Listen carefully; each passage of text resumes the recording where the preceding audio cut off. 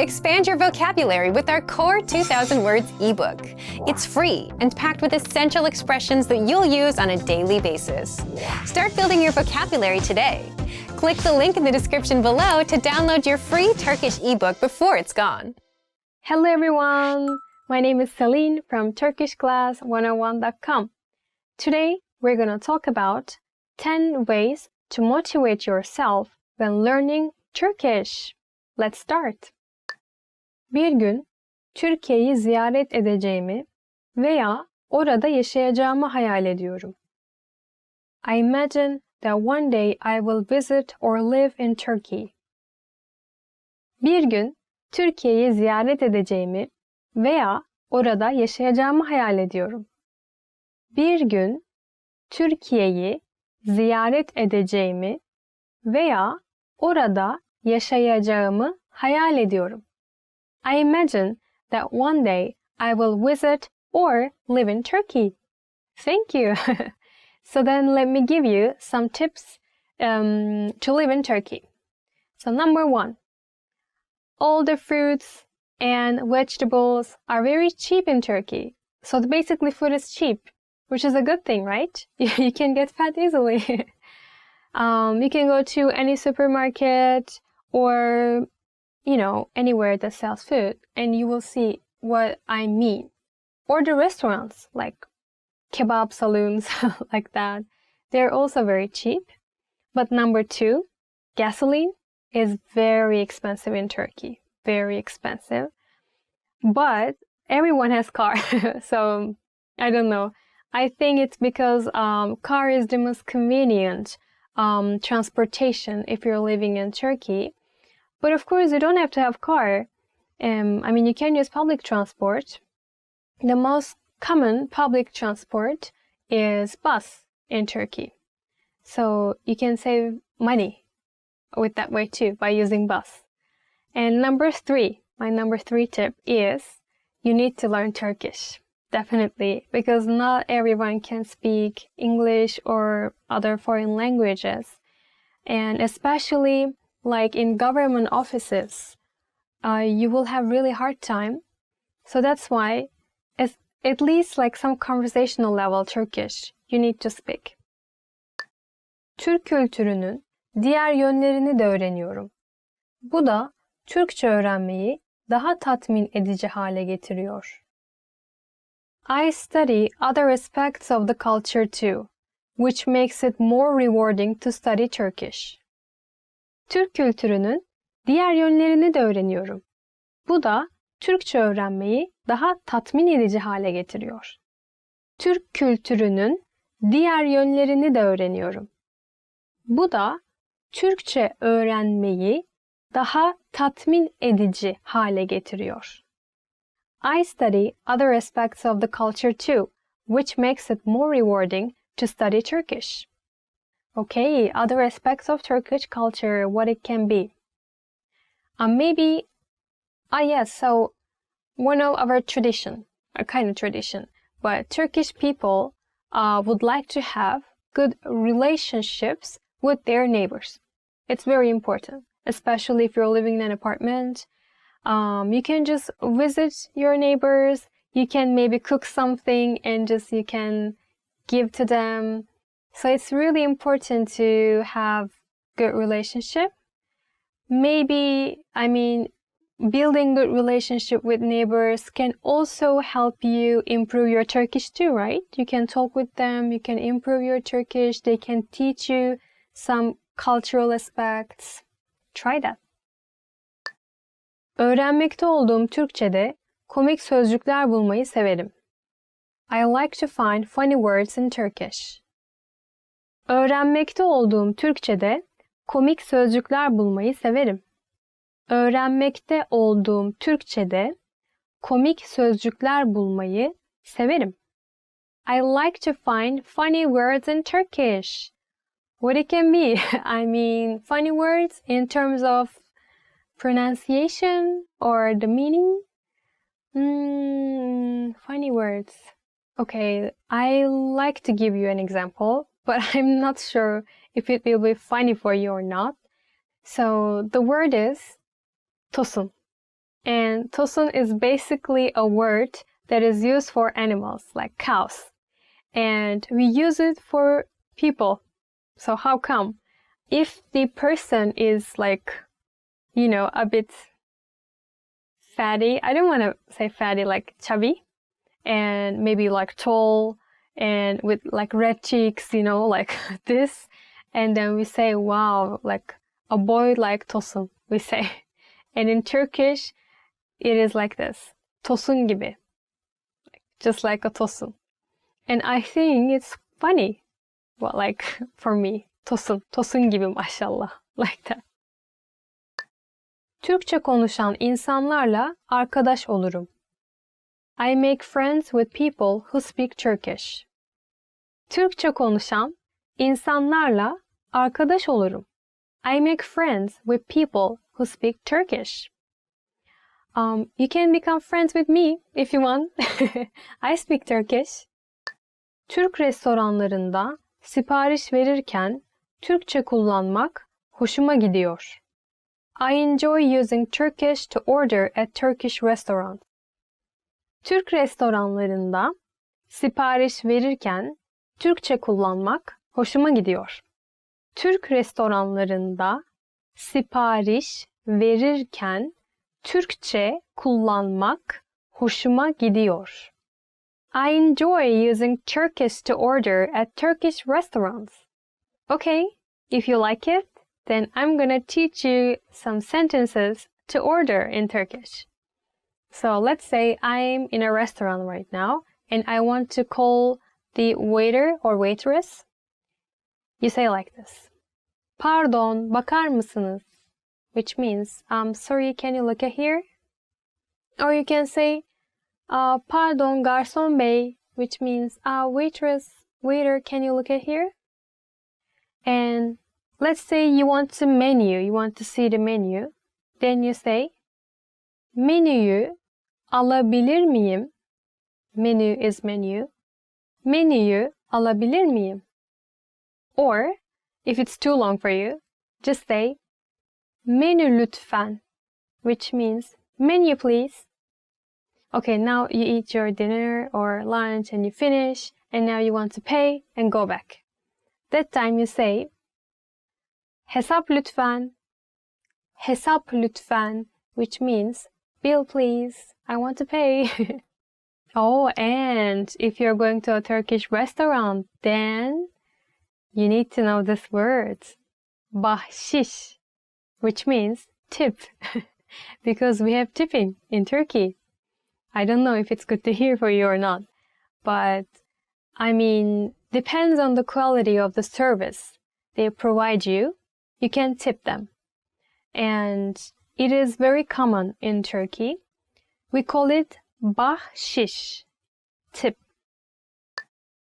Başarılı bir şekilde Türkçe öğrenmiş olan insanların YouTube videolarını izlerim. I watch YouTube videos of other people who have successfully learned Turkish. Başarılı bir şekilde Türkçe öğrenmiş olan insanların YouTube videolarını izlerim. Başarılı bir şekilde Türkçe öğrenmiş olan insanların YouTube videolarını izlerim. I watch YouTube videos of other people who have successfully learned Turkish. I actually watch like foreigners who can speak Turkish in their YouTube channel. I can give you, if you want, an example, but I'm not sure if he's still uploading videos or not. His channel is called Matthew LeBlue, I think. This is how we read. I'm sorry if it's wrong. And as far as I know, he is American. But I think he lived in Turkey, or he still lives in Turkey. And he speaks fluent Turkish. Really good. You cannot even understand he's American. So if you want, you can check his videos. Türkçe şarkılara eşlik edebilirim. I can sing along to Turkish songs. Türkçe şarkılara eşlik edebilirim. Türkçe şarkılara eşlik edebilirim. I can sing along the Turkish songs. Are you sure? Okay, if you trust your Turkish knowledge, then challenge Turkish rap. How about that? How about that? So try to sing Ceza. Ceza is a Turkish rapper and he sings so fast.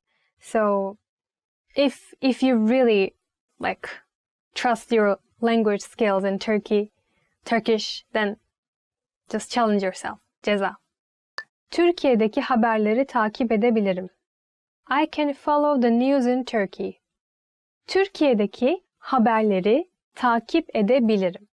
Türkiye'deki haberleri takip edebilirim. I can follow the news in Turkey. I think it's also another good motivation because you need to follow the news, the country you're living in, right? It's important. We call main news bulletin in Turkish ana haber bülteni. Ana haber bülteni. Many people are watching news from television. It's very common. Or some people like to read newspapers. But recently we are reading online newspapers. Türk ünlülere Türkçe sevgi mesajları gönderebilirim. I can send love messages to Turkish celebrities. Türk ünlülere Türkçe sevgi mesajları gönderebilirim.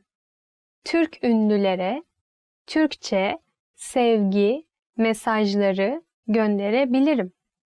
I can send love messages to Turkish celebrities. It's a really good motivation.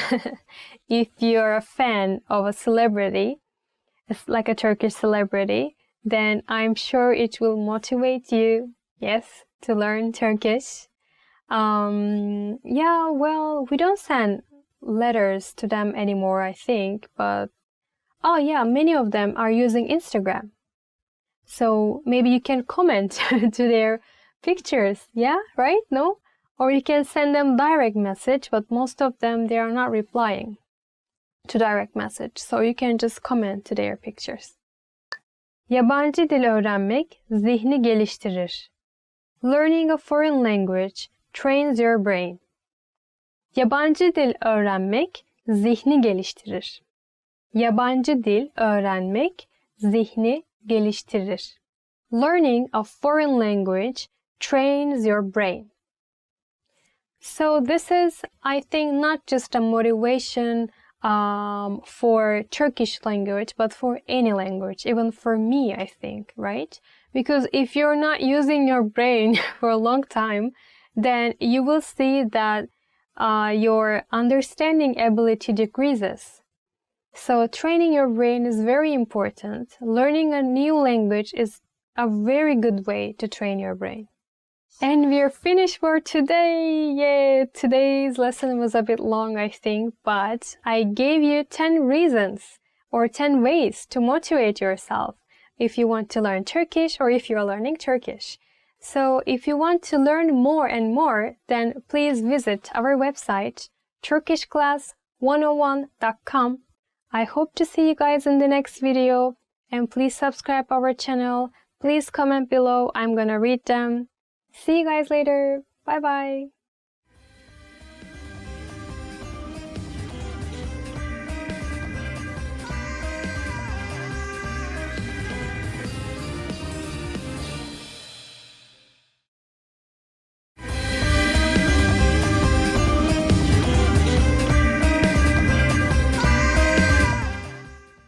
Merhaba, Merhaba, nasılsın?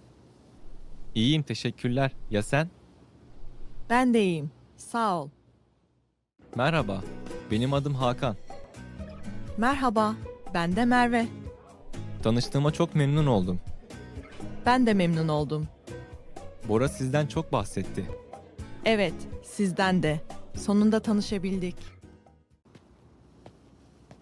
Merhaba, lütfen içeri buyurun. Teşekkürler. Bu benden ufak bir hediye. Lütfen kabul edin. Ah, çok teşekkür ederim. Rica ederim. Affedersiniz. Evet. Ayağım. Ah, çok özür dilerim. Fark etmedim. İyi misiniz? Tamam, önemli değil. Şimdi daha iyiyim. İyi akşamlar. İyi akşamlar. Menü alabilir miyim? Elbette. Ayrıca su alabilir miyim lütfen? Hemen efendim.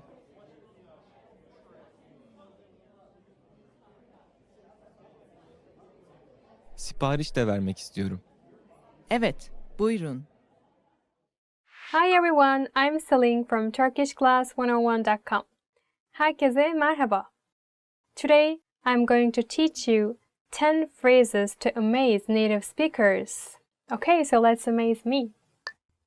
Geçmiş olsun. Get well soon.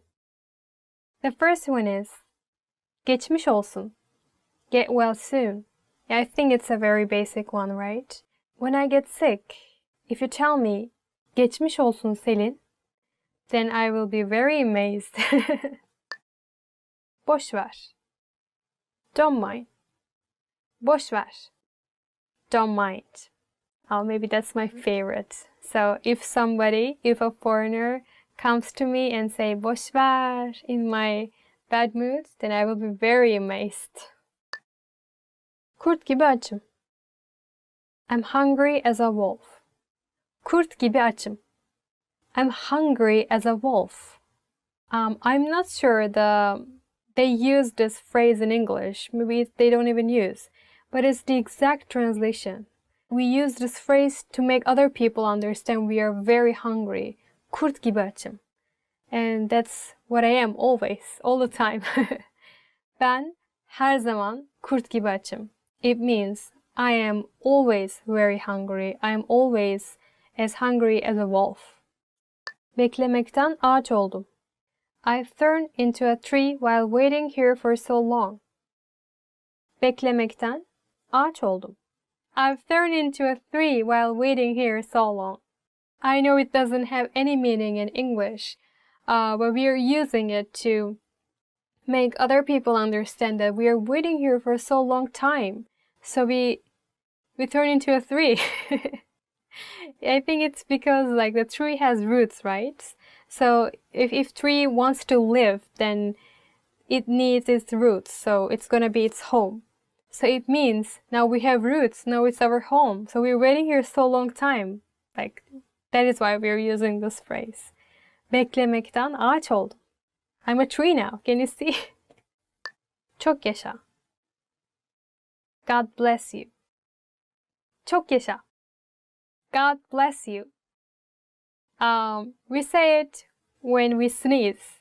Okay, in Turkish, çok yaşa doesn't mean God bless you. It's not the direct translation. It means live long. So when you sneeze, we actually wish you a long life. Çok yaşa. Why we do that? Ne olur. Please, I beg you. Ne olur. Please, I beg you. Like you want to go somewhere very much and you're asking permission from your mom. Mom, I beg you, just once let me go. Ne olur bir kere gideyim. Or like for example, there is something you want to eat so much. You want to taste. Then ne olur bir kere tadayım. Let me taste once, please, I beg you. Like this. So not just ne olur itself, but also with the other words and phrases. You can use it together. You can also add ne olur ya, ne olur. But it is more like a daily Turkish. It's not maybe grammatically correct, but we use it. Ne olur ya, ne olur yapayım, ne olur gideyim, or ne olur, ne olur. You really want it badly. It sounds like that. Başım şişti.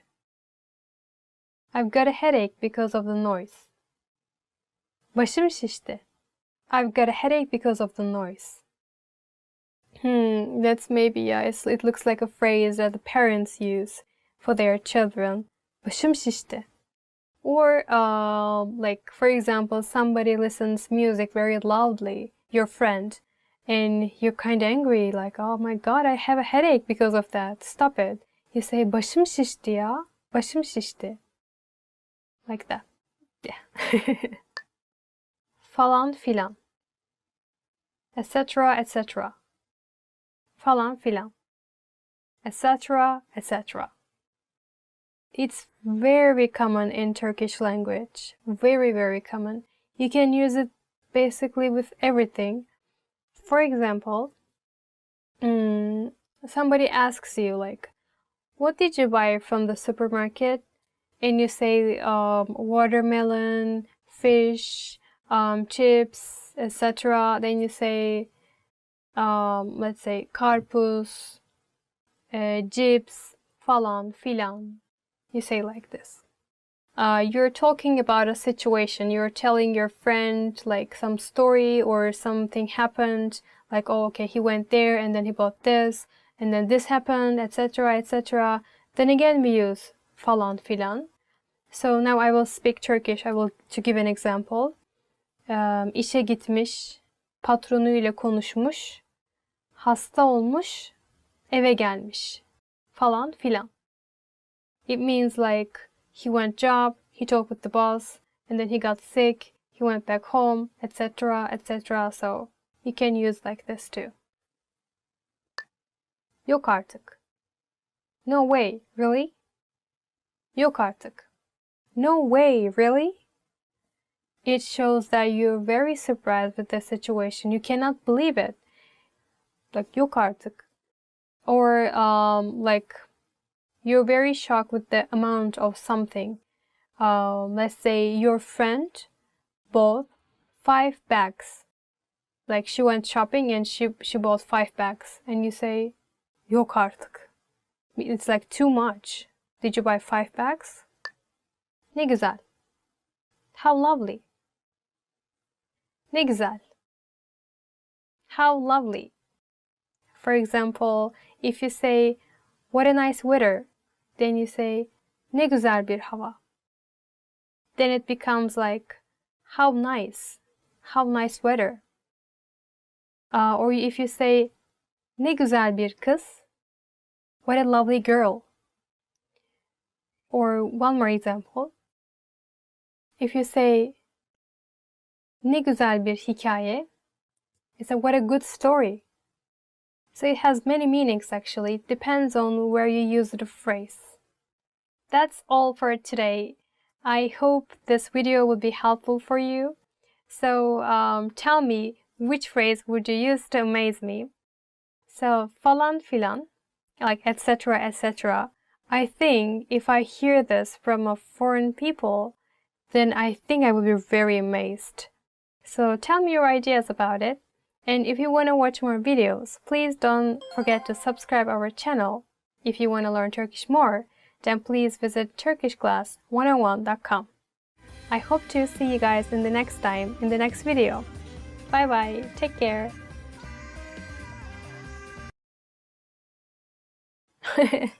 I've turned into a 3 here, man, come on. Say, wow, somebody will tell me like how lovely.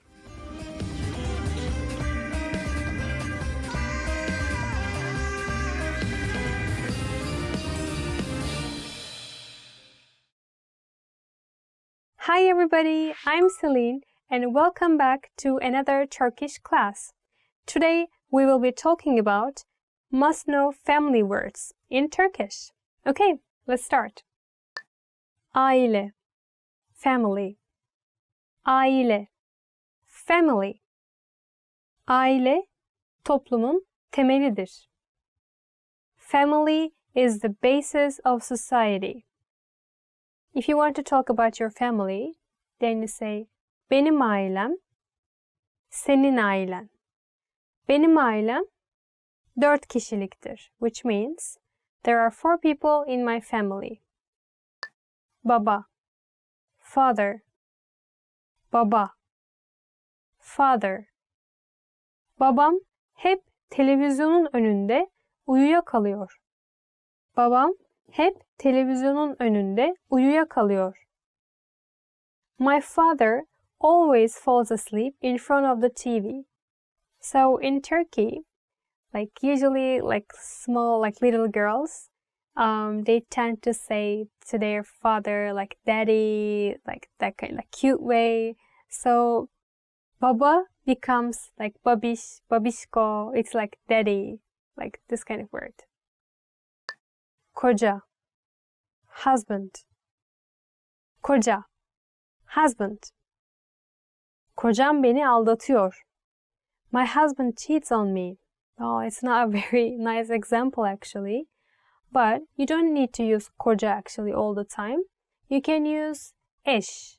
Eş means my husband or my wife. It can be used for both. Benim eşim, my wife or my husband. But koca is only for guys. So only women can use it. My husband, kocam. Kocam, eşim. Oğul, son. Oğul, son. İki oğlum var.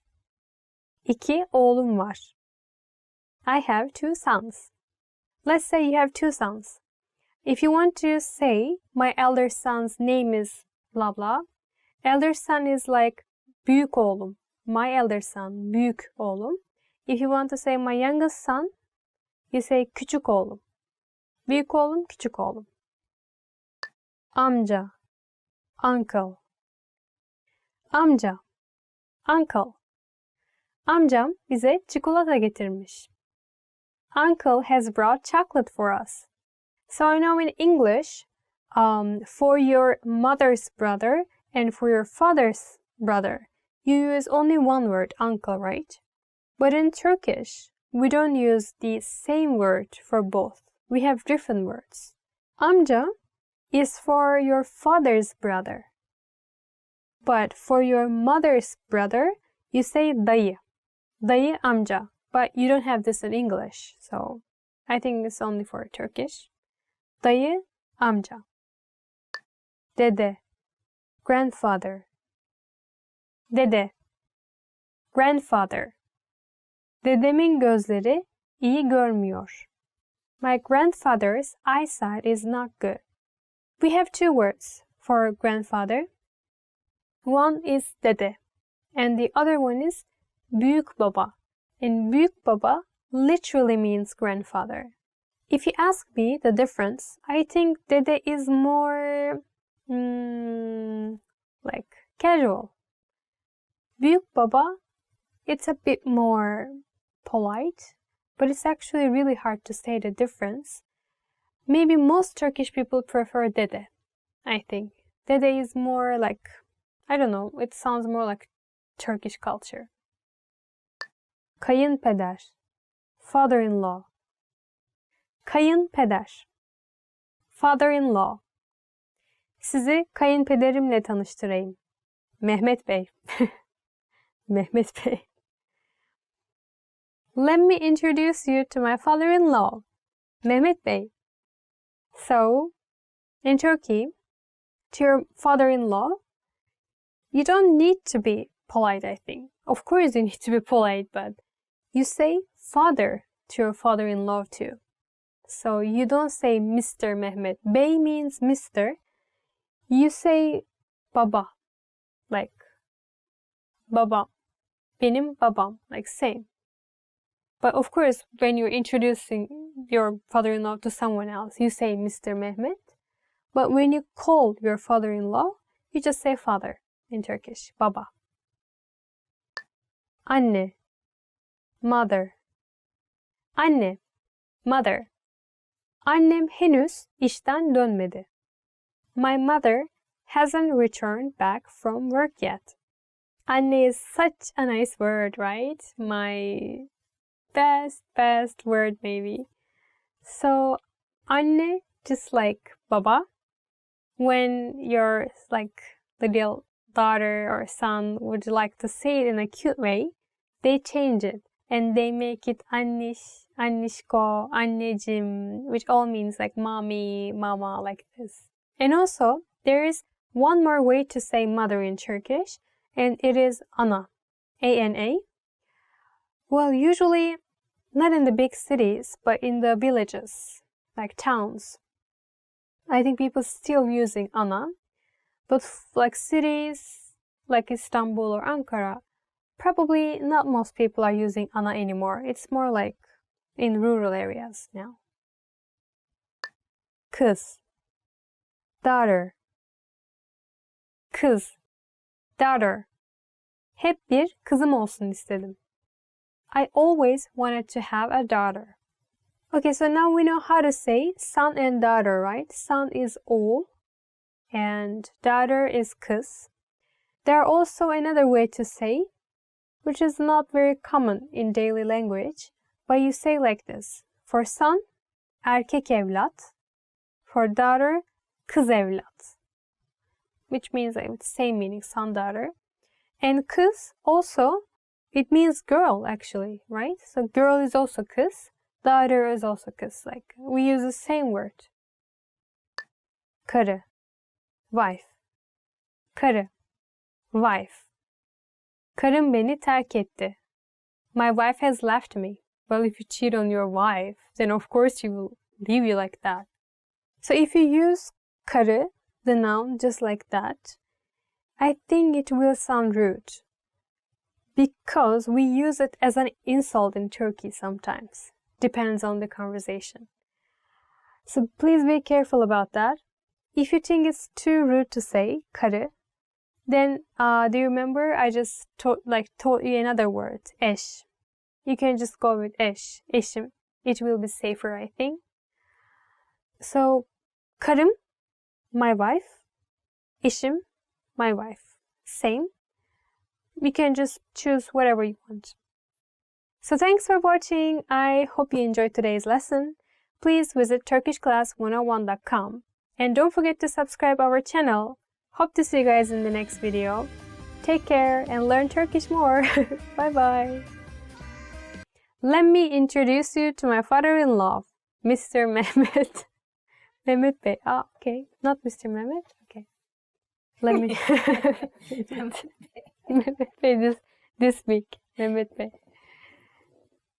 Well, if you cheat on her, of course she will left you.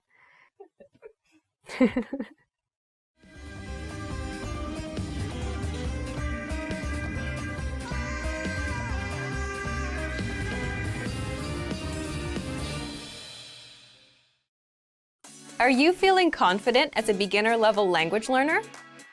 Are you ready to move up to the intermediate level?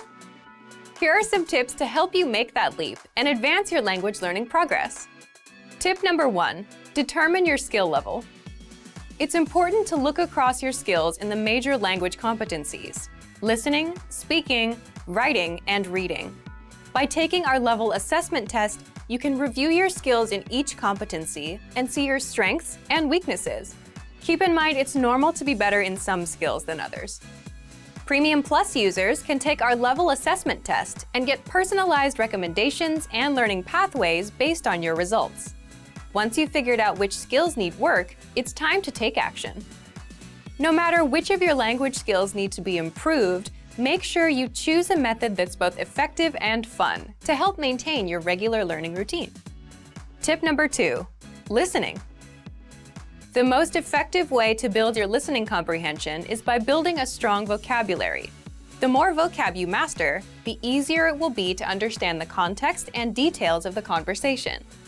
Songs in the target language are a key listening tool that will teach you common, everyday vocabulary. By learning and memorizing the lyrics, you're building up your vocabulary. If you really want your listening skills to take off, listen to our podcasts. We have hundreds of hours of audio lessons for you to listen to. Before you know it, you'll be able to understand shows and movies. Tip number 3, speaking. Add speaking elements to your language routine. Try shadowing podcasts, repeating along while you listen. Match the native speaker's pronunciation and intonation. This is a fantastic way to improve your fluency and accuracy. You can also find a partner for conversation exchange. A partner can help correct your mistakes and teach you more natural ways to phrase your ideas. Tip number 4, writing. An easy way to start writing more often is by keeping a one-sentence journal. Write one sentence in a journal every day. It doesn't take a lot of time and is a great habit for beginners to build a routine. You have to be consistent to make improvements. Ask native speakers to correct your writing to improve even faster. You can submit sentences and phrases to your teacher using Premium Plus. Tip number 5, reading. Reading is a skill you can improve by yourself. There's no need to rush. It doesn't matter if you read 1 or 100 pages at a time. What matters is that you understand what you read. Write down new words as you read them to practice later. If there's an audio version, read along with the narrator. It'll help you read at a slightly faster speed than normal. You can use the audio that comes with each of our lessons. Bonus tip: never give up. Where do your language skills currently stand? Where do you want them to be? How do you get there? Whatever your goal is, make it clear and part of your life. You'll reach it if you stay focused and positive. And if you really want your skills to take off, make use of our tools and resources. They're designed to help you get to the next level in the fastest, easiest, and most fun way. Just click the link in the description to sign up for a free lifetime account. Sign up takes less than 30 seconds. Click the link in the description and start learning right away. I'll see you there. Bye! Hello everyone, welcome to Top Words. Today we are going to be talking about the 10 must known outer vocabulary. Let's start. Our first word is kazak, meaning sweater. Anneannem benim için kazak ördü. My grandmother knitted a sweater for me. In fact, my mother did, both grandmothers did. In fact, I even knitted for my Barbies when I was a little girl. Our second word is yağmurlu, meaning rainy. Bugün hava yağmurlu. Today it is rainy. I love rainy weather. Oh my god. Oh, with coffee. Oof. Wonderful day for me. Our third word is rüzgarlı, meaning windy. Rüzgarlı havada şemsiye kullanmak zor. It is difficult to use umbrella during windy weather. I have lost so many umbrellas during these windy weathers. Our fourth word is serin, meaning cool. Hava serinlemeye başladı. The weather started to get cooler. The weather is getting cooler. Our fifth word is sonbahar, meaning autumn. Sonbahar İstanbul'da hüzünlü olur. Autumn in Istanbul is quite melancholy. Been there, done that. Our sixth word is nezle olmak, meaning to have a cold. Sanırım nezle oldum. I think I have a cold. Our seventh word is kestane, meaning chestnut. Kestane sonbaharda çok sevilen bir sokak yiyeceğidir. Chestnuts are a popular street food in autumn. I love chestnuts. When I was a kid, we had this heating stove in the salon because there wasn't natural gas back then. Okay, and we put chestnuts on the stove. Before putting them, we scratched them. Then we ate them. Oh my god, they were the best chestnuts I have ever eaten. Our eighth word is uzun kollu gömlek, meaning long sleeve shirt. Uzun kollu gömlek mevsimi geldi. It is the season for the long sleeve shirt. Our ninth word is düşen yapraklar, meaning fallen leaves. Düşen yaprakları izlemek huzur veriyor. It is soothing to watch the fallen leaves, isn't it? And if it is the rainy weather, oh my god, such a perfect combination. I can live with that forever. Our 10th word is mandalina, meaning tangerine. Pazardan 2 kilo mandalina aldım. I bought 2 kilos of tangerine in the bazaar. Probably I'm going to become orange after eating 2 kilos of tangerine. Thank you guys so much for watching. Today we talked about the 10 must-known autumn vocabulary. How do you say autumn in your country? Don't forget to check out turkishclass101.com to learn more Turkish, and please give this video a thumbs up if you liked it. Thank you and see you later. Görüşürüz. Bye bye. Hello everyone. Welcome to Top Words. Today we are going to be talking about the 10 gift ideas you must know in Turkish. Let's start. Our first word is dizüstü bilgisayar, meaning laptop. Yeni bir dizüstü bilgisayara ihtiyacım var. I need a new laptop. Who is going to buy me one? I need one. Our second word is parfüm, meaning perfume. Sevdiğim parfüm artık satılmıyor. The perfume I like isn't being sold anymore.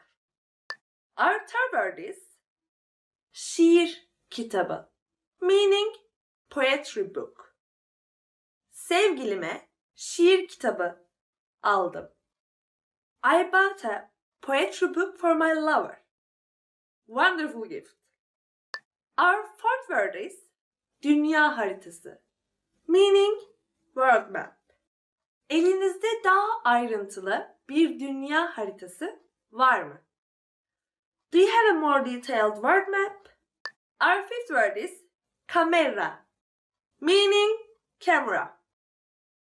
Kameram çalındı. My camera got stolen. Our sixth word is akıllı telefon, meaning smartphone. Son günlerde herkesin elinde akıllı telefon var. Nowadays, everybody has a smartphone. Even my 3-year-old niece. Even she has it. Wow. Do you know, in Turkey, some summer camps started. Okay, you send your children there and they are not allowed to use their smartphones, tablets, any kind of computer, any kind of communication device for a month or two. I think it's one of the best things for a child because all they do is to play on their smartphone these days. And when you take it from them, they cry. They cry like crazy. Really. Our seventh word is oyun konsolu, meaning game console. Mezuniyet hediyesi olarak oyun konsolu bekliyorum. I am expecting a game console as a graduation present. Nice expectation. I hope you get it. Our eighth word is sözlük, meaning dictionary. İyi bir Türkçe, İngilizce sözlük önerebilir misin? Can you recommend me a good Turkish English dictionary? Yes, I can. TurkishClass101.com. Our ninth word is Türkiye'ye uçak bileti. Meaning a flight to Turkey. Türkiye'ye uçak bileti ne kadar? How much is a flight to Turkey? It depends wherever you are. Our tenth word is çiçek, meaning flower. Çiçekleri vazoya koydum. I put the flowers in the vase. If I get any flowers, of course. Thank you so much for watching. Today, we talked about the 10 gift ideas you must know in Turkish. Don't forget to check out TurkishClass101.com to learn more Turkish, and please give this video a thumbs up if you liked it. Thanks again. So see you later. Görüşürüz. Bye bye.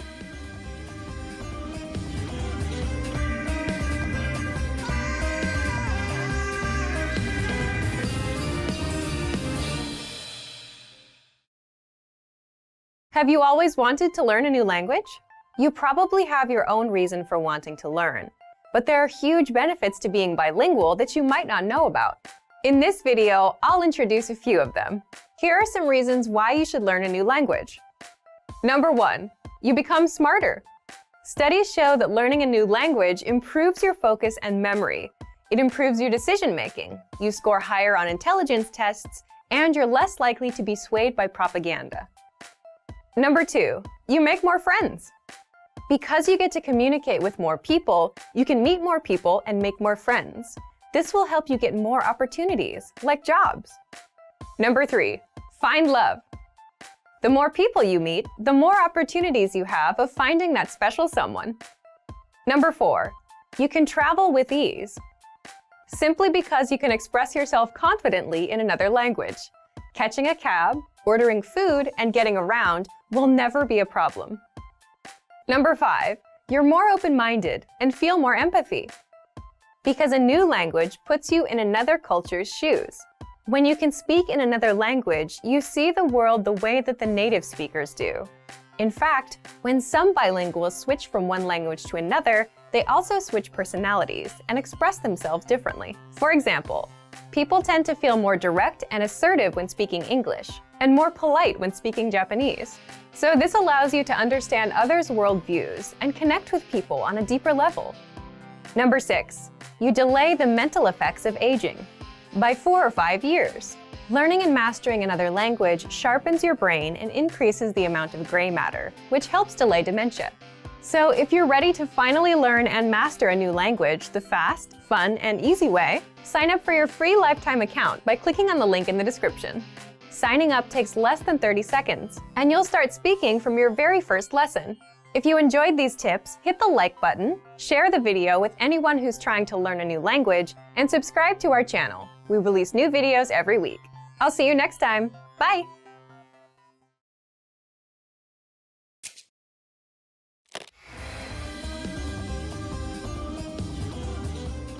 Welcome to TurkishClass101.com's 3 dakikada Türkçe. The fastest, easiest, and most fun way to learn Turkish. Selam, ben Zehra. Tanıştığımıza memnun oldum. Hi, I'm Zehra. Nice to meet you. In this series, we are going to learn basic Turkish expressions. It's super easy and it only takes 3 minutes. In this lesson, you're going to learn how to introduce yourself in Turkish. You can do it with only 2 sentences. But first, it is important to clarify that in Turkish, there is a difference between the formal and the informal language. Let's first see how Turkish people introduce themselves in an informal situation. Selam, ben Zehra. Tanıştığımıza memnun oldum. Hi, I'm Zehra. Nice to meet you. Selam, ben Zehra. Tanıştığımıza memnun oldum. Start by saying selam, ben. Then say your name. Selam, ben Zehra. Finally, say tanıştığımıza memnun oldum. Nice to meet you. Selam, ben Zehra. Tanıştığımıza memnun oldum. And now, let's see the same sentence in formal speech. Merhaba, ben Zehra Özdemir. Tanıştığımıza çok memnun oldum. Hi, I'm Zehra Özdemir. Nice to meet you. Merhaba, ben Zehra Özdemir. Tanıştığımıza çok memnun oldum. So, what has changed from the previous introduction? Let's take a close look at this together. Selam has been substituted with the formal greeting, merhaba, Turkish for hi. Ben Zehra hasn't been changed.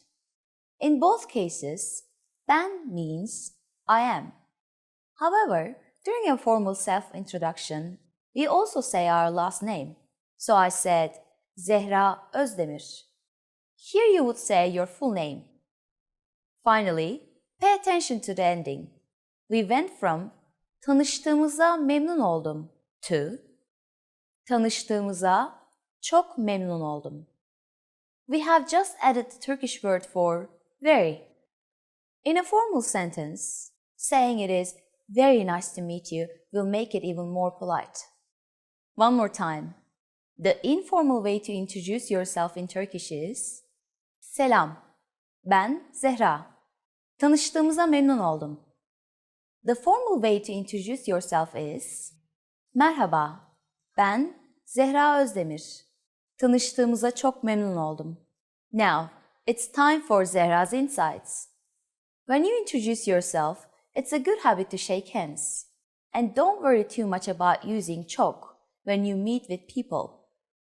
You won't get in trouble if you simply say, tanıştığımıza memnun oldum, as I said at the beginning of this lesson. Do you know how we say thank you in Turkish? You will learn how to say this and many other words in the next 3 dakikada Türkçe lesson. Görüşmek üzere.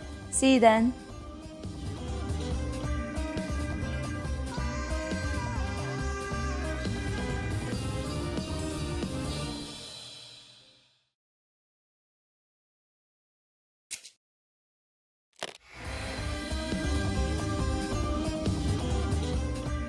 Selam, ben Zehra. Hi, I'm Zehra. Welcome to TurkishClass101.com's 3 dakikada Türkçe. The fastest, easiest, and most fun way to learn Turkish. In the last lesson, we learned how to introduce ourselves in Turkish. In this lesson, we're going to learn how to use good manners as we thank people. Hazır mısınız? Are you ready? Hadi başlayalım o zaman. So let's start then. There are several ways to thank someone. So let's start with the easiest. It is just one word. Teşekkürler. Teşekkürler. Teşekkürler means thanks. Another casual way of saying thanks is sağ ol. Sağ ol. When saying thank you, you just need to use teşekkür ederim. Teşekkür ederim. Ederim means I give. So teşekkür ederim is like saying I give my thanks. In the last lesson, we mentioned both the informal and the formal way of speaking Turkish. If you want to be more formal, there's another phrase you should use. Çok teşekkür ederim. Çok teşekkür ederim. Let's break this phrase down. Teşekkür ederim means I give my thanks. You probably remember çok from the last lesson. It means very. And when we add it to the phrase, it strengthens teşekkür ederim and makes it more formal. How do you answer when someone thanks you? It's easy. There are basically 2 different ways to do it. The first is bir şey değil. Bir şey değil. Bir şey değil literally means it's nothing. You're saying that there's nothing worth thanking you for. The other way to say you're welcome is the expression sorun değil. Sorun değil. Literally, this phrase means no problem. But it has become a common and polite way to respond to someone thanking you. So, when someone says teşekkürler to you, simply reply with bir şey değil or sorun değil. Now, it's time for Zehra's insights. If you're not sure about whether to say teşekkürler or çok teşekkür ederim, keeping it simple is always your safest bet. You don't have to worry about formal or informal situations. Teşekkürler can be used with just about anyone, anywhere, and at any time. Do you know what hoşça kal means? In our next 3 dakikada Türkçe lesson, you will learn this and other greetings in Turkish. Görüşmek üzere.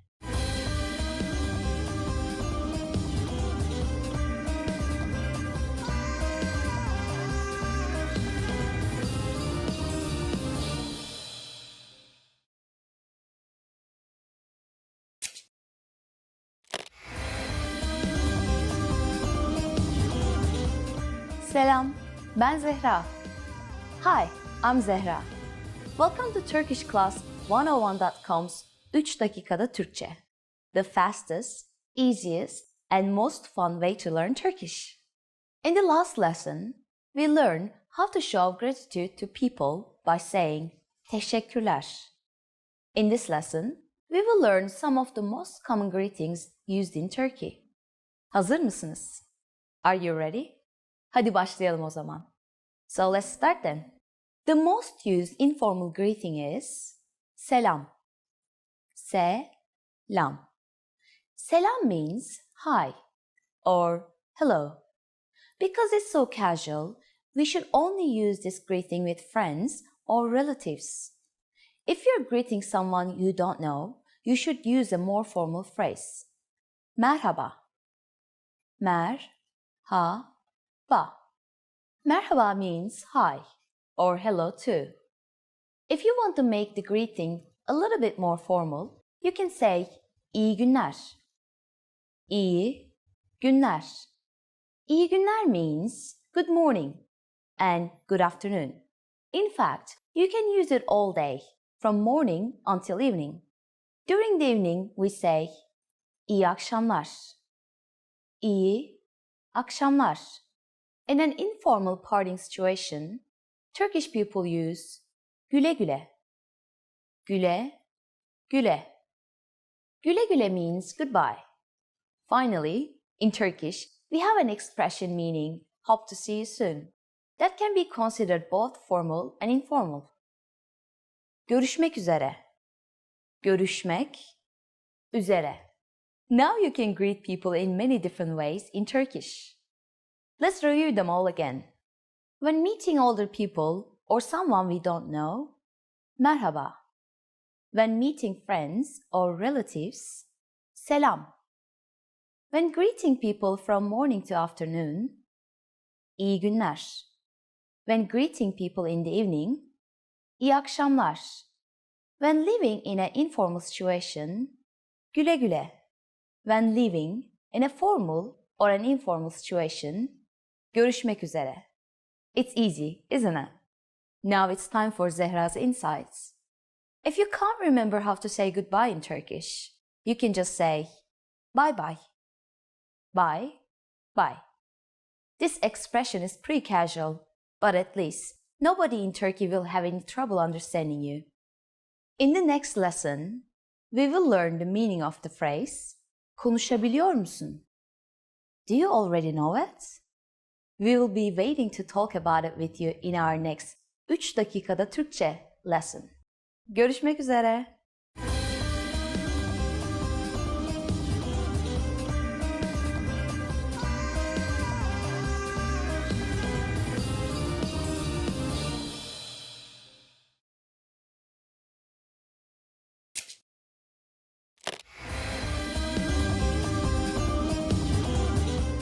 Selam arkadaşlar.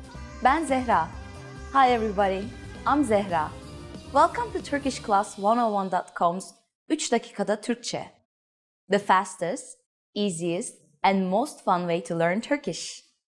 In the last lesson, we learned the most common forms of greetings in Turkish.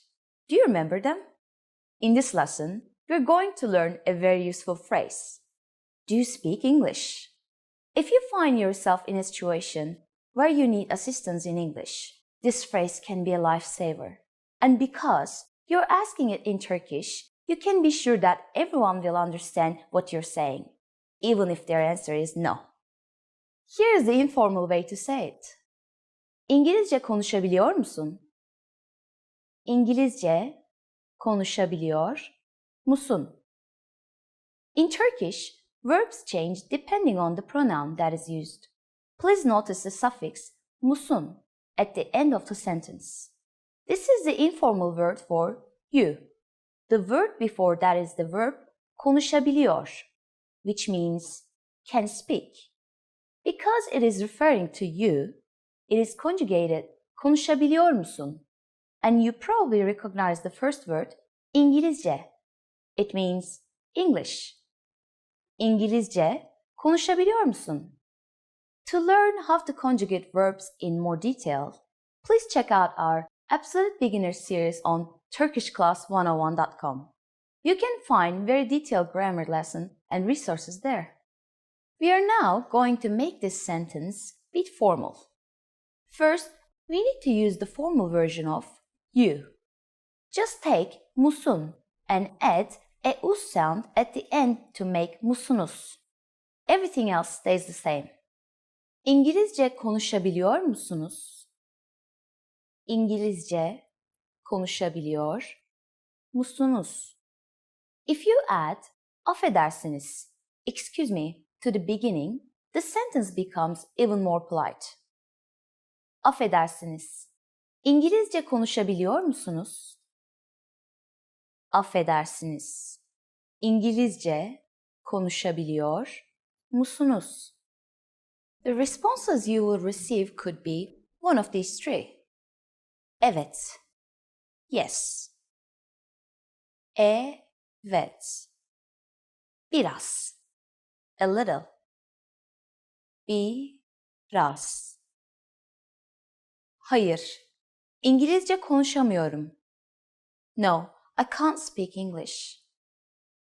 Hayır. İngilizce konuşamıyorum. Now, It's time for Zehra's Insights. For those of you who are not only English speakers, you can obviously use this question with any language you need. Turkish people study other European languages at school, so maybe you will get lucky. Just substitute İngilizce with İtalyanca for Italian, Rusça for Russian, İspanyolca for Spanish, or Almanca for German. In this lesson, we mentioned the expression affedersiniz. But did you know that this could also be used as an apology? In the next lesson, we will learn this and the other ways to apologize in Turkish. It's never too late to show your good manners with Turkish people. I will see you in our next 3 dakikada Türkçe lesson. Görüşmek üzere.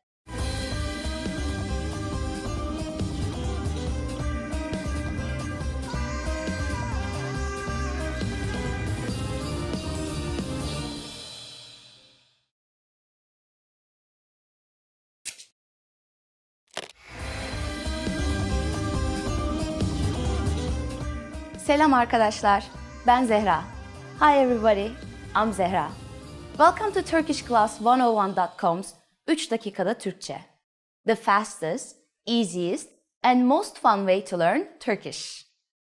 In the last lesson, we learned the phrase affedersiniz. İngilizce konuşabiliyor musunuz? Excuse me, can you speak English? We mentioned the word affedersiniz, which means excuse me in formal Turkish.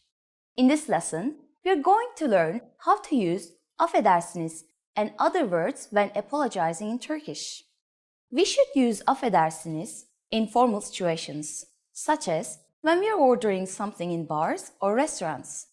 For example, affedersiniz, bir kahve alabilir miyim? Excuse me, can I get a coffee please? Affedersiniz, bir kahve alabilir miyim? We can also use it when asking a question. Affedersiniz, Sultanahmet Camii nerede? Excuse me, where is the Blue Mosque? Affedersiniz, Sultanahmet Camii nerede? Sometimes we also hear people say, kusura bakmayın, which means the same thing. You use it when you want to draw someone's attention. We always use this phrase in formal speech. Kusura bakmayın. Kusura bakmayın. The informal way to say excuse me is affedersin. Affedersin. Just like affedersiniz. We can use affedersin when asking a question or when apologizing. We can also use the word pardon. You might hear this phrase translated as forgive me in English, but it is not formal or strong at all. Turkish people use it in very casual situations. All of these phrases can be used for either excuse me or I'm sorry. But if you really want to apologize for something, it might be better to use a different phrase. That phrase is özür dilerim. It means I'm sorry and can be used in both formal and informal situations. Özür dilerim.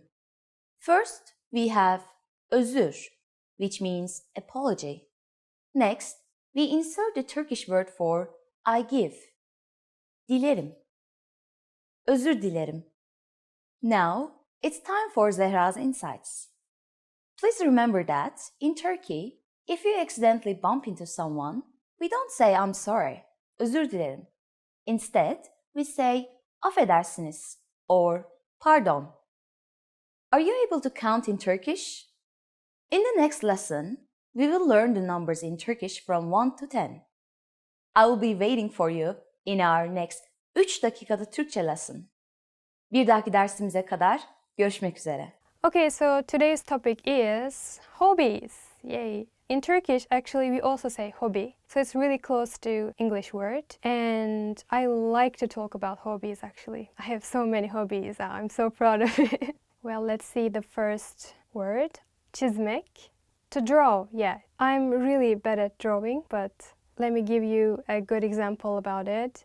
Resim çizmeyi çok seviyorum. Resim çizmek is drawing a picture. Resim is picture. Resim çizmeyi çok seviyorum. Yeah, I really like to draw a picture as well, but since I'm really bad at it, I just don't draw anything.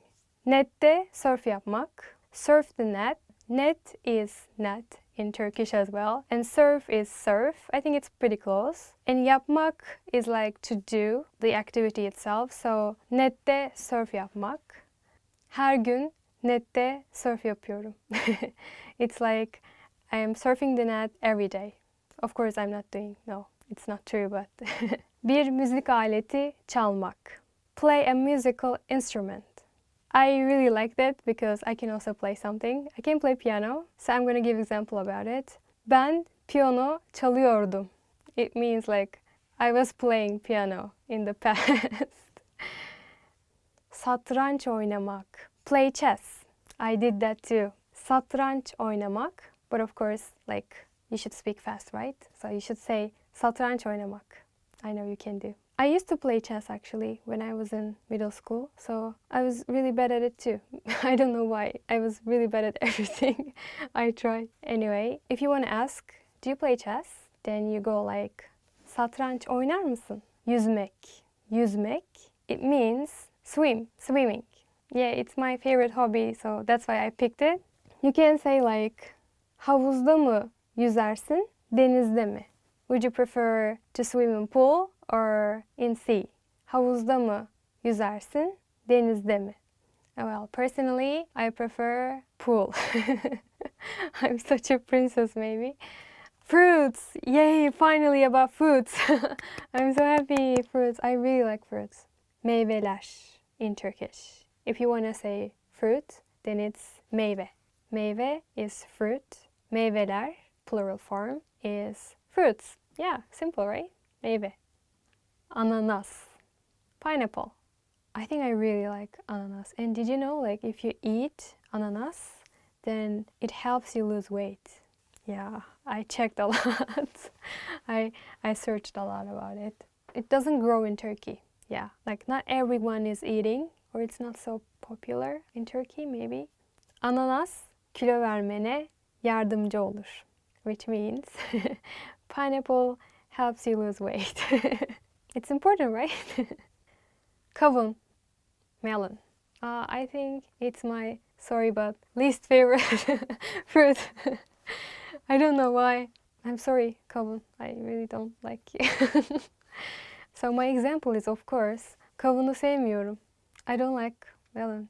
Sevmiyorum means I don't like, I don't love. So I don't like melon. Kavunu sevmiyorum.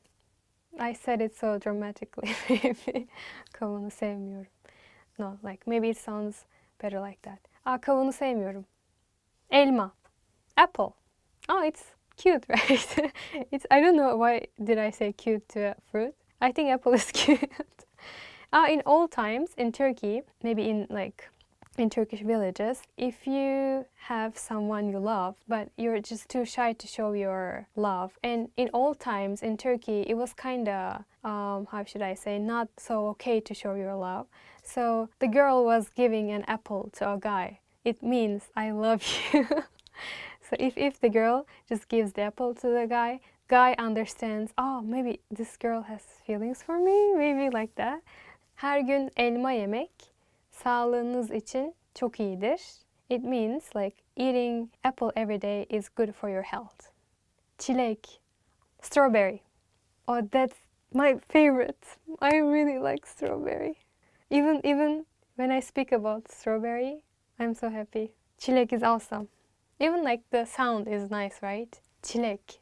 It's like something even cuter than apple. Çilek.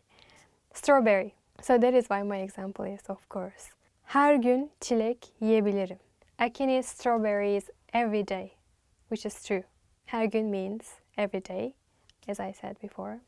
Her gün çilek yiyebilirim. In Turkey, we also have like this as a name for girls. Çilek, strawberry. Hey strawberry, how are you? Hey çilek. It's really true. Like some girls are named as like çilek in Turkey. Çilek, naber? Naber means like, hi, how are you? Çilek. Like that. Portakal. Orange. I think it's same everywhere in the world, but in Turkey we think if you catch cold or flu and then if you eat orange, then you'll get well soon. Maybe that's why I kind of don't like it, because like every time when I eat orange, portakal, I remember the old times when I got sick, or every time when I got sick I had to eat orange because my family just pushed me to eat orange. It reminds me kind of being sick. I'm sorry. Oh, so yeah, let's give example like that. If you catch flu, then just eat orange. Eğer grip olursanız portakal yiyin. Rooms. Really? Rooms? Okay. Oturma odası. Living room. Actually, in Turkish, oturma means like sitting down. So it's like sitting down room. Oturma odanız çok temiz.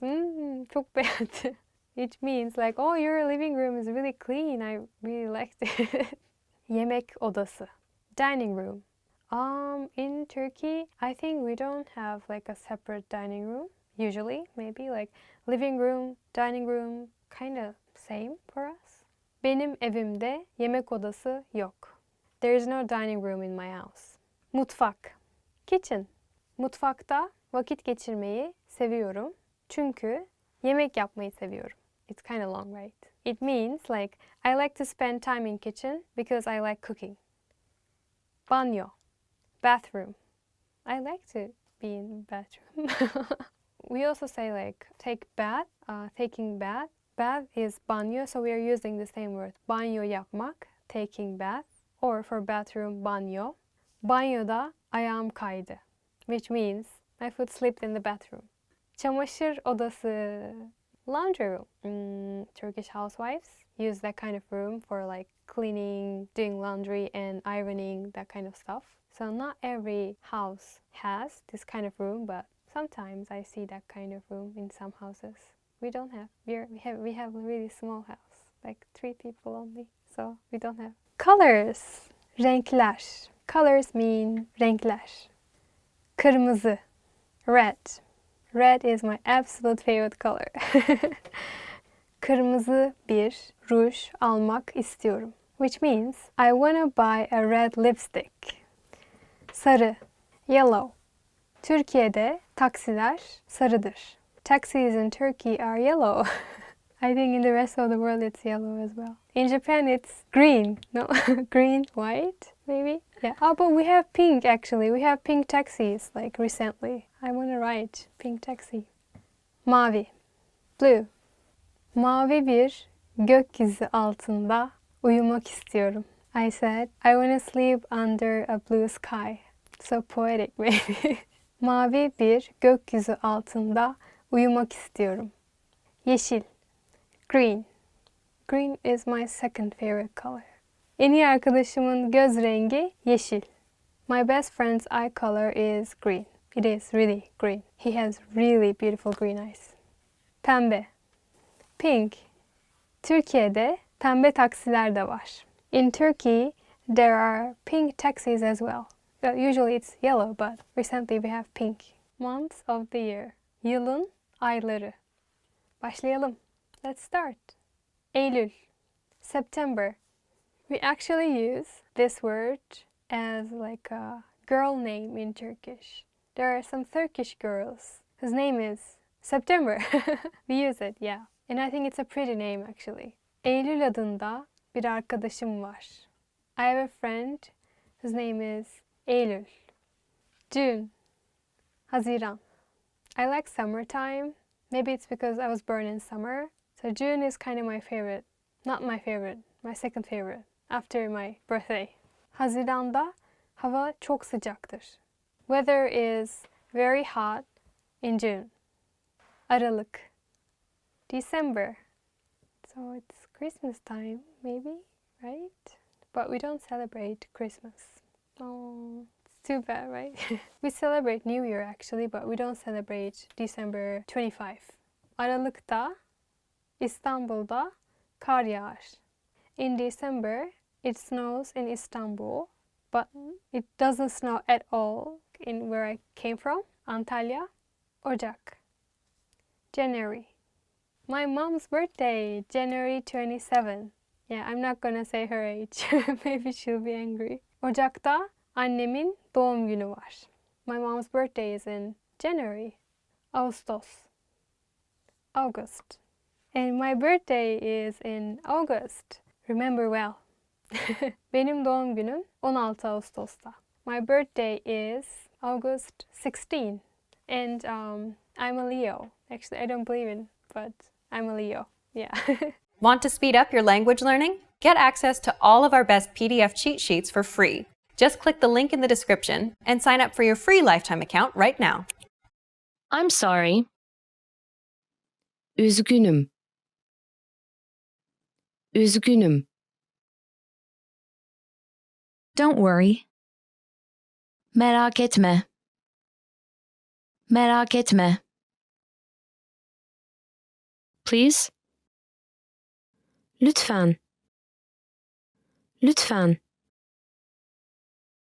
Please forgive me. Beni affet lütfen. Beni affet lütfen. I really appreciate it. Minnetkarım. Minnetkarım. Thank you. Teşekkür ederim. Teşekkür ederim. Hello. Merhaba. Merhaba. Good morning.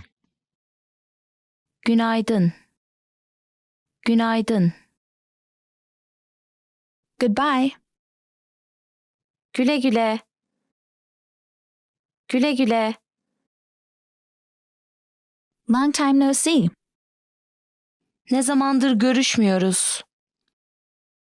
Ne zamandır görüşmüyoruz? Good evening. İyi akşamlar. İyi akşamlar. Sorry to keep you waiting. Beklettiğim için özür dilerim. Beklettiğim için özür dilerim. Hello? Alo. Alo. Awesome. Harika. Harika. Delicious. Leziz. Leziz. I like it. Severim. Severim. I don't like it. Sevmem. Sevmem. How are you? Nasılsın? Nasılsın? Nice to meet you. Tanıştığımıza memnun oldum. Tanıştığımıza memnun oldum. I'm good. Ben iyiyim. Ben iyiyim. What time is it? Saat kaç? Saat kaç? Help. Yardım edin. Yardım edin. It's okay. Tamam. Tamam. Really? Gerçekten mi? Gerçekten mi? What is it? Bu nedir? Bu nedir? Where are you from? Nerelisin? Nerelisin? How old are you? Kaç yaşındasın? Kaç yaşındasın? What's your phone number? Telefon numaran ne? Telefon numaran ne? You're welcome. Bir şey değil, rica ederim. Bir şey değil, rica ederim. This is for you. Bu senin için. Bu senin için. How have you been? Nasılsın? Nasılsın? Make yourself at home. Kendini evinde hisset. Kendini evinde hisset. It's difficult. Bu zor. Bu zor. Once again, please. Bir kez daha lütfen. Bir kez daha lütfen. I don't understand. Anlamadım. Anlamadım. Slower, please. Daha yavaş lütfen.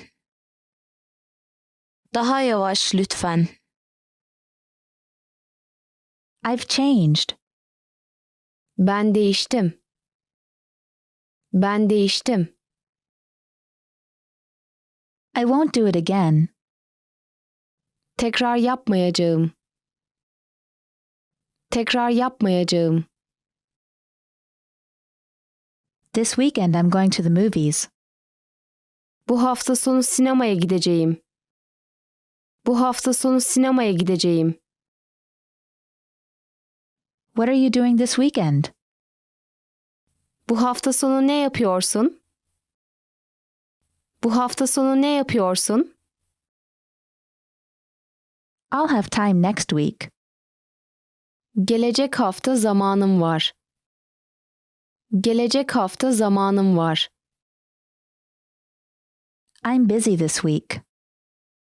Bu hafta meşgulüm. Bu hafta meşgulüm. Ready to start? Başlamaya hazır mısınız? Başlamaya hazır mısınız? You're handsome. Çok yakışıklısın. Çok yakışıklısın. I love you. Seni seviyorum. Seni seviyorum. I'm having a great time. Harika zaman geçiriyorum. Harika zaman geçiriyorum. Would you like to dance? Dans etmek ister misin? Dans etmek ister misin? Hello. Merhaba. I'm Seda.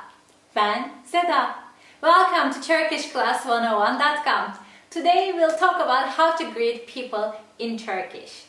So the highs and hellos are the basics, the most basic stuff in any language. And there are some nuances to learn to sound more like natives. And today we'll talk about those small nuances as well. So I'll give you a lot of tips. The first one, the basic one, is merhaba. Merhaba. Hello. Merhaba.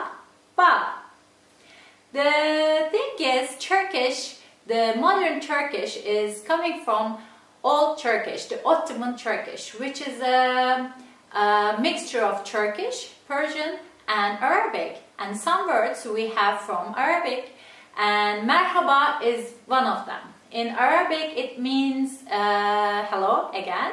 The word is marhaban. I'm not sure if I'm saying it right in Arabic, and it means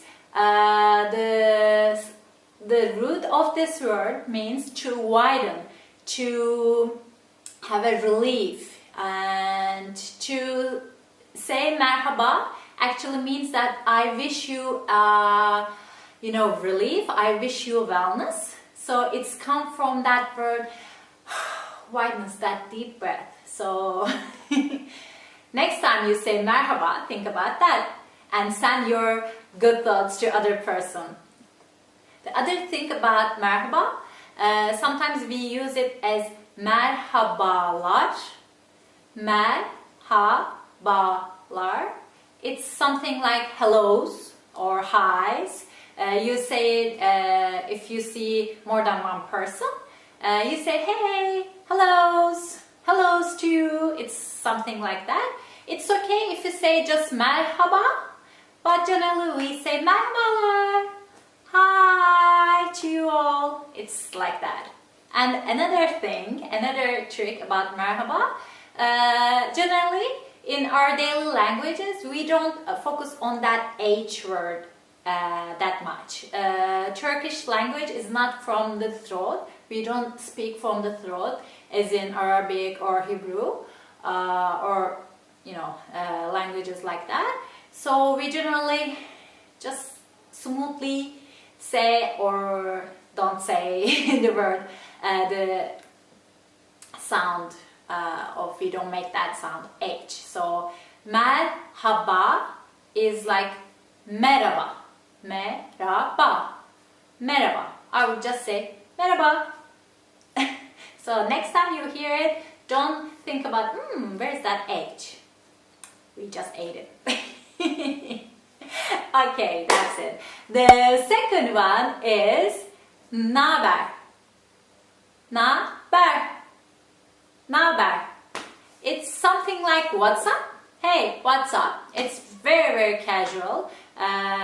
You wouldn't say that to, your, boss or your elderly relative or someone you don't know very well. And it's actually two words combined in one. The original one is ne haber. Ne haber, which means what news. So it's like, what news? Hey, what's the news? What's up with you? The meaning is like that, but instead of saying ne haber, we just swallow some words and we say naber. Hey, naber. And this is not just for face-to-face conversations. Sometimes if I call someone, I say, hey, naber, instead of saying, if he or she is my really close friend or really, my mom, my, cousin, my husband, I would say just, hey, naber, nasılsın? It's instead of merhaba. Or you can say merhaba, naber, also okay. So, the third one is, it's a long word, selamun aleyküm. Could you get that? Actually, if you're from Arabic speaking countries or from Israel, you would say it easily because this is from Arabic, and since the Arabic and Hebrew is language-wise very similar, I think the Hebrew word for this is shalom aleichem. So it's the same word, shalom aleichem, selamun aleyküm. So let's say it slowly. Selamun aleyküm. Selamun aleyküm. And the English translation would be something like, may the peace be upon you. May the peace be upon you. It sounds a little bit epic, I know. The way we use it, actually this is more like when you go to the villages or when you go to a conservative place. You have to say it back in reverse form. Don't forget that. If someone says selamun aleyküm to you, which means may the peace be upon you, you should say aleyküm selam. Like it's I really like this one actually because someone is sending you their peace and it's like you are holding a mirror and reversing the words and you are saying may the peace be upon you. Thank you for sending me the peace and I'm sending it back. So about the religious background of it, selam, the word selam means peace. Actually Islam, and the person who believes in Islam, which is Müslüman in Turkish, are the same words. These words are coming from the same root, which is SLM, which means peace, in Arabic, and shalom, which means peace in Hebrew, also the same. So that's why this has a little bit of conservative religious feeling behind it.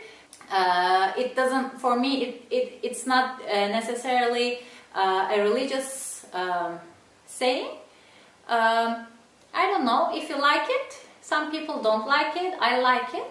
And if you like it, use it. If you don't like it, it would be really rude when you hear it if you don't turn it back. If you don't say Aleyküm selam, that will be kind of rude. You don't have to say this by yourself. You can just say merhaba. But if someone says selamun aleyküm, you would say aleyküm selam. And this gesture is generally how you use it. You put your generally right hand on your heart and you say selamun aleyküm, and they say aleyküm selam. So that's it.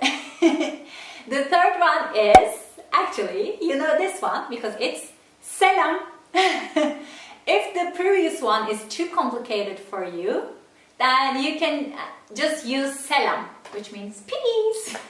Just say selam, selam, selam, like peace. And you can mix it with other words. Merhaba, selam. We can just use it together. Or selam, naber. It's like peace, what's up. We use it like that. This is more like more modern, and we use it without the religious or conservative context. And all the people, like everybody uses it. Selam, selam, selam, selam. You can use it on the phone like selam, selam, hey. So don't forget to use selam. Okay, the next one is, this is a very specific time. Hello. It's good morning. It's günaydın. Günaydın. Günaydın. Günaydın. Good morning. So, you know, you use this whenever you use good morning, of course in the morning. Just know this, günaydın means that the day is bright. So it's actually two words. Gün means day, aydın means bright. So you put them together and it makes günaydın. It's like all the greeting words in Turkish. It's like a good, you are sending a good vibe, you are sending good wishes, like may your day be bright, may your day be blessed, or maybe in, you know, the peace be upon you. It's like all, you are sending good wishes and you are getting good wishes. It's very important to send these good wishes to other people. So next time, if you get up and or you are outside in the morning and you see someone, you say günaydın. Okay, the next one is tünaydın. Tünaydın. Good afternoon. Tünaydın. This is a weird word that we don't actually use a lot, and I don't use it actually. So you may be asking why you are using it, because we use this word as a as a joke. Because tün, this is like the previous word günaydın. Tün, this one is tün plus aydın. It makes tünaydın. It means that the literal translation is this: may your roosting time bright. So it's funny. I don't know why we say it, but maybe may your roosting time bright. Because it's funny, we are not using it anymore, but it's a classical joke of Turkish teachers. If you're at school and you're like, when you're listening, you're getting a little bit sleepy and you put your head on the desk, and for example, the teacher calls my name, he says Seda, and I'm like, what's going on? And the teacher says, Tünaydın Seda, meaning that you were sleeping and you just woke up. It's like günaydın, like as if it's in the morning, but I'm sleeping and it's not in the morning and I'm not in my bed. So it's like tünaydın, come on, don't sleep. So we use it in this context instead of saying tünaydın. But it's okay if you say tünaydın.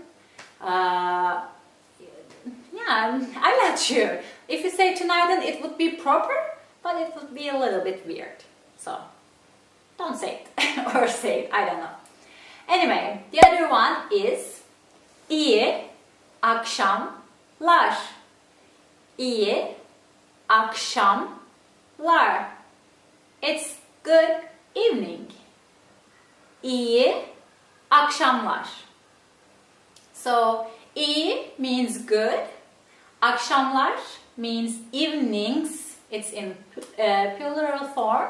So you say this obviously in the evening time. You use it not the you wouldn't say this if someone is going to bed. You would use it if you're at work and you're going home and you would call your colleagues and you would say, hey, iyi akşamlar, see you tomorrow, yarın görüşürüz. So iyi akşamlar, and this is a format. You can use iyi akşamlar or iyi. The next one is günler. It's like good days. İyi günler. İyi günler. Good days. You can say this in the morning, in the afternoon, till it's dark. You can say iyi günler. After it's dark, you would say iyi akşamlar. So good days and good evenings. And if you are going to sleep, if someone is going to sleep, you would say iyi geceler. İyi geceler. Good nights. İyi geceler. Again, it's nights. Geceler. It's plural in Turkish. So let's repeat it. It's iyi günler. Good days. İyi akşamlar. Good evenings. And iyi geceler. Good nights. So you can use it, for example, for good. You want to say like someone is going to holiday, and you would say good holidays. That's the literal translation. In Turkish, you would say iyi, again good, tatiller. İyi tatiller. Good holidays. İyi tatiller. So that's how you say your greetings or goodbyes. And a little bit more old school or conservative way to say these things is to use another word. Instead of iyi, good, you would use hayırlı. Hayırlı.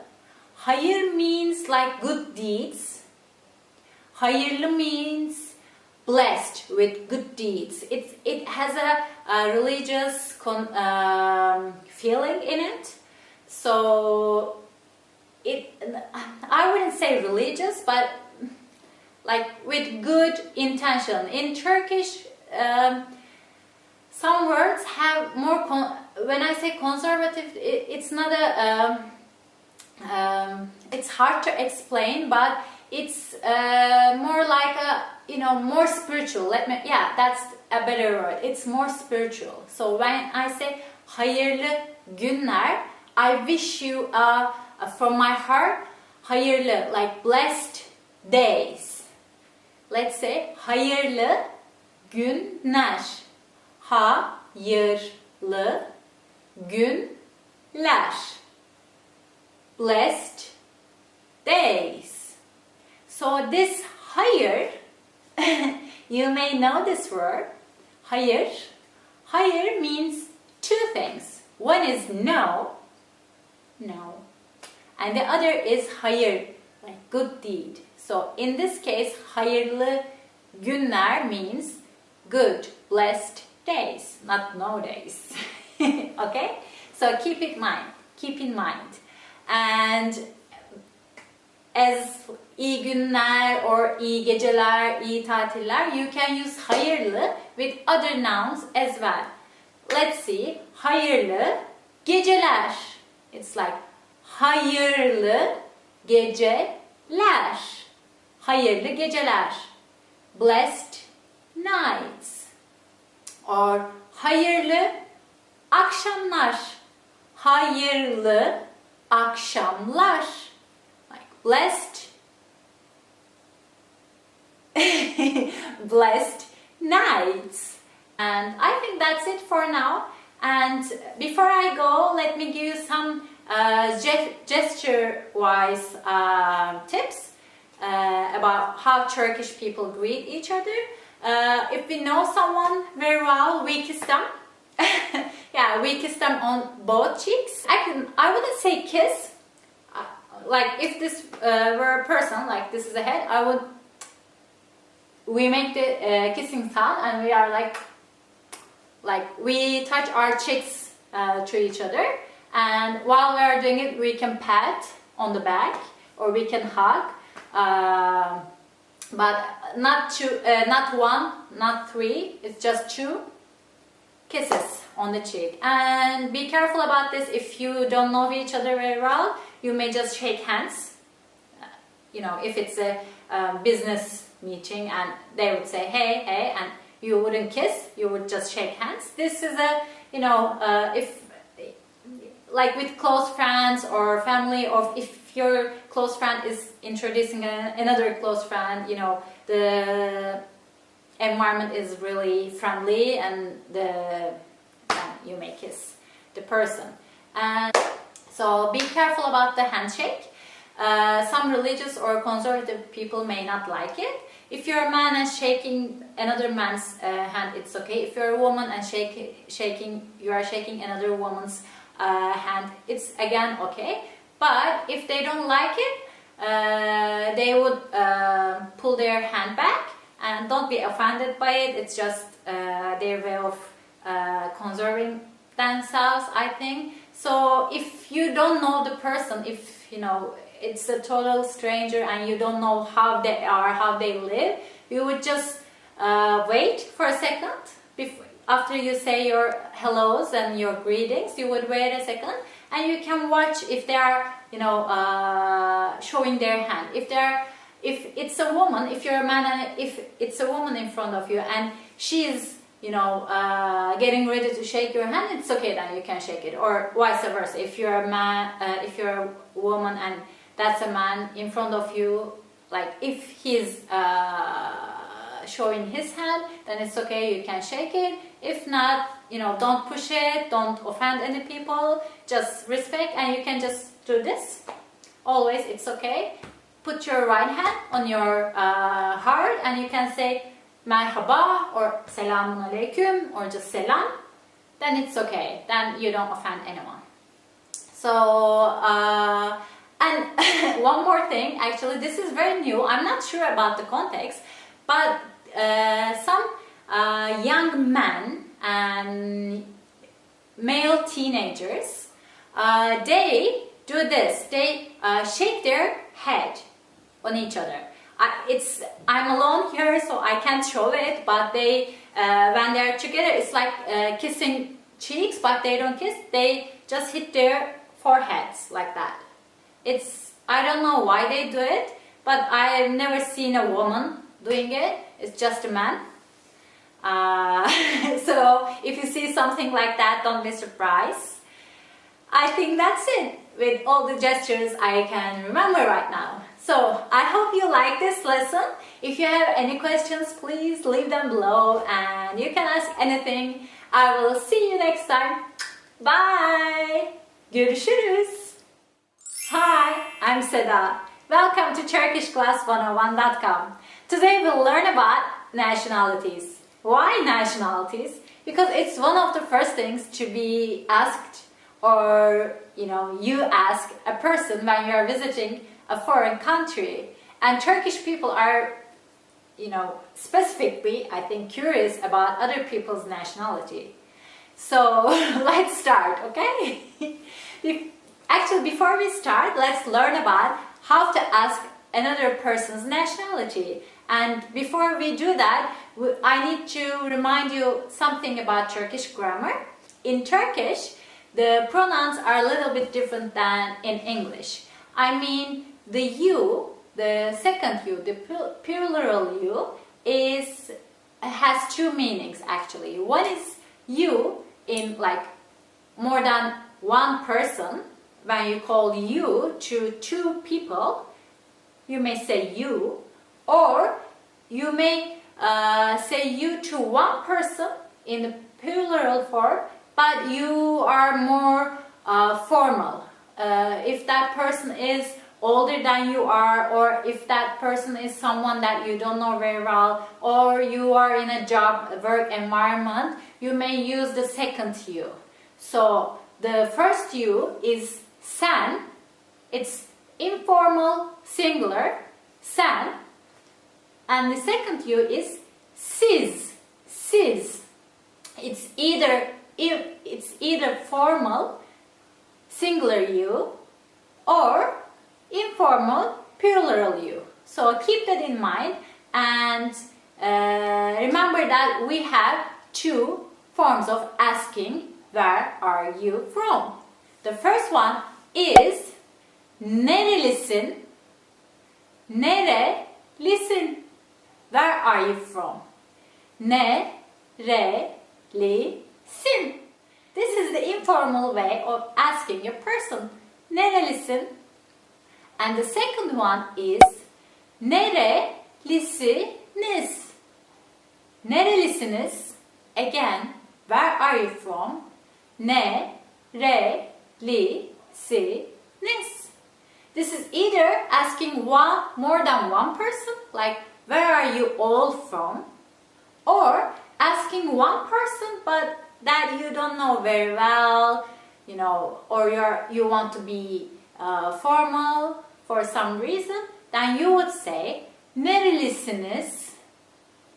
And if someone in Turkey or someone who is speaking Turkish asks only you nerelisiniz, you would understand that that person is being very polite to you. Since you don't have anybody with you, you are just one person, it means that the speaker is being polite. So keep that in mind. Now we know that we can say nerelisin or nerelisiniz to ask about nationality. And now let's see how we answer. For example, in English, if someone asks where are you from, I would say I am from Turkey, which means that I answer with my country. My answer is my country. Where are you from? Because the question is that. And I would say I am from Turkey. But in Turkish, when someone asks you where are you from, you would say I am Turk. That's how we answer. So let's see Turkish examples. Türküm. Nerelisin? Türküm. I am a Turk. Türküm. Or ben Türküm. Türküm. Again, we'll have to talk about grammar a little bit here. In Turkish, there is no separate verb for to be.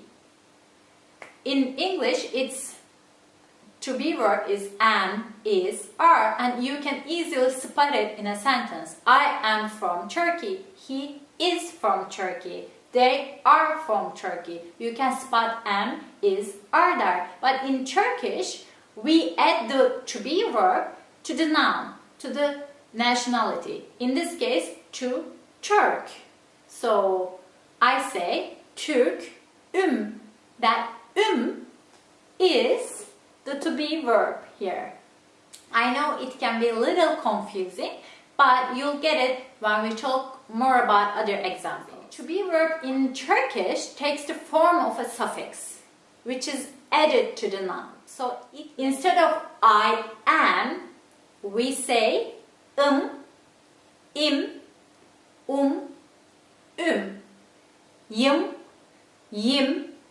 yum, yum. So I know, and this is only for I am, not for he is or you are, they are, we are, etc. It's just for I am. How do we decide which one to use? Like, am I gonna use the or yim or yum? For that, you need to know about vowel harmony rules. I'm not gonna go into it right now because it's a complicated subject, but know this, in Turkish, we categorize our consonants and vowels. And our vowels are harmonious, we think, some vowels are harmonious with specific vowels. For example, a is harmonious with a, or or o, or u. Again, e is harmonious with e, and u. So we add, if we are gonna add a suffix to a noun, we look at the vowels and we choose the harmonious vowel suffix to add. It may be confusing at first, as I said it before, but it will get easier. And I already mentioned about yum, yim suffixes as well. What about that y at the beginning? In Turkish, there's another rule. Normally, two vowels can't come together. It has to be one vowel, one constant. One vowel, one constant. One vowel, one constant. Of course, there are exceptions. And when you look at those exceptional words, those words are coming from another language, either French or Arabic or another language, but they are not Turkish-based language words. So that's why out of rule. Every Turkish word has to follow that order. Vowel, constant, or constant, vowel. If your word ends with a vowel and you have to add a suffix, then it doesn't work because they are both vowels. So you put y, the letter y, in between to make it work. So that's why the different suffixes. So, enough with the grammar, right? I know, it may be confusing, but relax, you'll get it in a minute.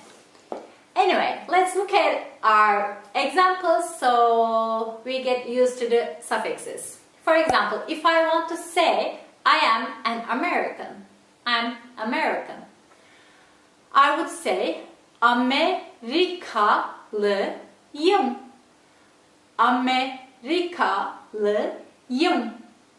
Amerikalıyım. Don't forget, this is an answer to where are you from? Like normally you would say I'm from America in English, but in Turkish you say Amerikalıyım. Or İranlıyım. İranlıyım. I'm from Iran. İranlıyım. Or Güney Amerikalıyım. Güney Amerikalıyım. Güney Amerikalıyım. I am from South Africa, or I am South African in English. Another example, Koreliyim. Koreliyim. I am from Korea, or I am Korean. Another example, Çinliyim. Çinliyim. I am from China or I am Chinese. Çinliyim. Another example. İtalyanım. I am Italian or I am from Italy. İtalyanım. İtalyanım. So, these are our examples. Please check out our other videos about nationalities, and we have vocabulary lists in the site, so you can learn about your own nationality as well. And before I go, I want to talk about some aspects of these nationalities and Turkish people's mindset. Some that Turkish people are curious about which city you are from. If you're a Turkish person, they need to know that you are from Istanbul, you are from Ankara, you are from Adana. So I don't know why. I've never seen something like that. For example, in United States, nobody, you may mention it. You can say, I was born in California or something like that, or I used to live in California. You can say it. But I didn't see people asking, no, where are you from? Like, which city you are from? Like, it's not something they are really curious about. But in Turkey, if you're in a taxi, for example, and you are going somewhere and you are chatting with the driver, and almost all the time, they ask you, where are you from? Like, and you say, I'm from Istanbul, and I'm from Istanbul, actually, and they don't believe it. If you say, I'm from Istanbul, they ask you again. The reason is there are a lot of people living in Istanbul, like 20 million people living in Istanbul, and most of those people came from other cities. Their native, their birthplace, someplace else. But some people like me, I'm born in Istanbul, but it's not enough. Even if you're born in Istanbul, it's not enough. Because if your parents are from another city, for example, if my mom if my mom is from Izmir, then it means that I'm from Izmir. Or if my father is from Ankara, that means I'm from Ankara, not from Istanbul. Where are my roots coming here, And my parents are also from Istanbul. They were born in Istanbul, and my grandparents are from Istanbul as well. So this fact confuses very many people. So they keep asking, like, no, where are you actually from? And I said, no, I'm from Istanbul. And at some point I decided to answer that, one of my parents are from, relatives are from Izmir. So I only now answer, yeah, I'm from Istanbul, my parents are from Izmir, and they feel relaxed because they know where I am from. I don't know why the obsession, but you may get, that's why keep in mind that you may get asked a lot of your nationality, which city, which country, why you're here. Turkish people are very curious. Don't be offended by it. It's just the way we are, I think. Okay guys, I hope you liked the lesson. If you have any questions, please leave them below. And if you want to comment about your nationality, or if you have funny stories about nationalities, if you were, in Turkey and you had a, funny experience with the taxi drivers, please leave the comments below, and I will see you next time. Bye! Want to speed up your language learning? Take your very first lesson with us. You'll start speaking in minutes and master real conversations. Sign up for your free lifetime account. Just click the link in the description.